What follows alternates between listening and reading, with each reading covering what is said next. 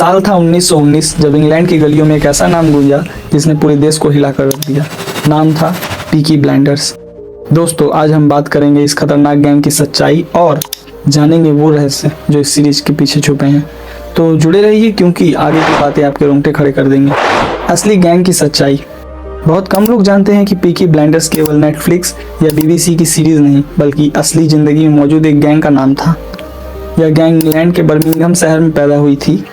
19वीं सदी के अंत और 20वीं सदी की शुरुआत में ये गैंग सड़कों पर अपना आतंक फैलाती थी।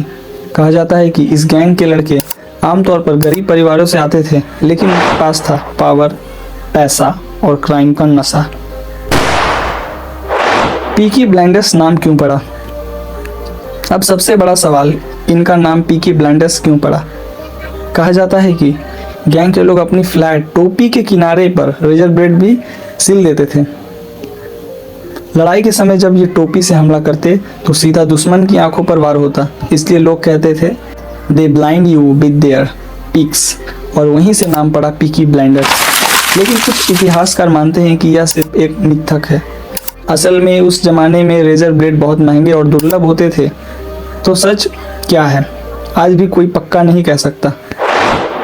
थॉमस शेल्बी का रहस्य। अब बात करते हैं सीरीज के सबसे पॉपुलर कैरेक्टर थॉमस शेल्बी की।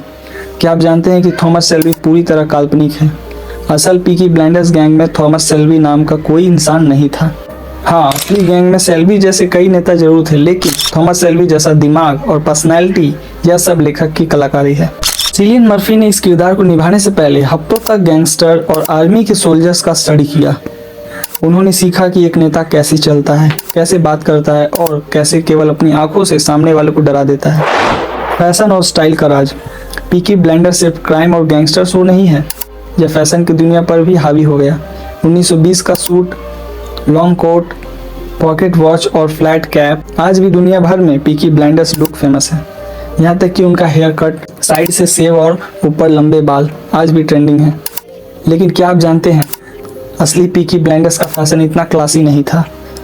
वो ज़्यादातर गरीब थे, उनका स्टाइल उतना रॉयल नहीं था जितना सीरीज में दिखाया गया है। तो क्या शो ने असली कहानी को ग्लैमरस बना दिया? जवाब है हाँ। विंस्टन चर्चिल का कनेक्शन। पीकी ब्लाइंडर्स सीरीज में ब्रिटिश प्रधानमंत्री विंस्टन चर्चिल को भी दिखाया गया है, और हाँ, यह बिल्कुल सच है। असली इतिहास में भी चर्चिल का सामना ऐसे गैंग से हुआ था। वो चाहते थे कि इंग्लैंड की सड़कों से गैंग्स और अंडरवर्ल्ड का सफाया हो, लेकिन थॉमस शेल्बी जैसे लोग सिस्टम से भी ज्यादा ताकतवर बन गए थे। अब एक दिलचस्प बात, पीकी ब्लाइंडर्स की कहानी भले ही बर्मिंघम में सेट की गई हो, लेकिन शूटिंग ज्यादातर लिवरपूल और मैनचेस्टर में हुई है।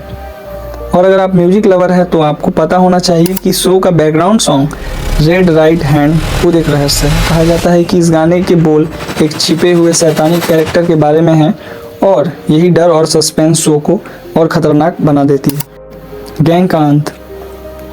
तो क्या पीकी ब्लाइंडर्स हमेशा के लिए चलते रहे? नहीं। 1920 के बाद पुलिस और दूसरे गैंग्स के दबाव से यह गिरोह टूटने लगा।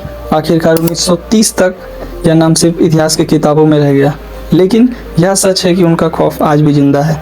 और शायद यही वजह है कि जब सीरीज बनी तो पूरी दुनिया इस गैंग के रहस्य को जानने के लिए पागल हो गई। तो दोस्तों, ये थे पीकी ब्लाइंडर्स के रहस्यमय और हैरान कर देने वाले फैक्ट्स। क्या आपको लगता है कि थॉमस शेल्बी जैसा कोई इंसान असल में हो सकता था, या फिर ये सब एक खूबसूरत कहानी है? कमेंट में अपनी राय जरूर बताइए। अगर वीडियो अच्छा लगा हो तो लाइक, सब्सक्राइब करना मत भूलिए, क्योंकि आगे भी हम आपके लिए लाएंगे ऐसे ही रहस्यमय किस्से।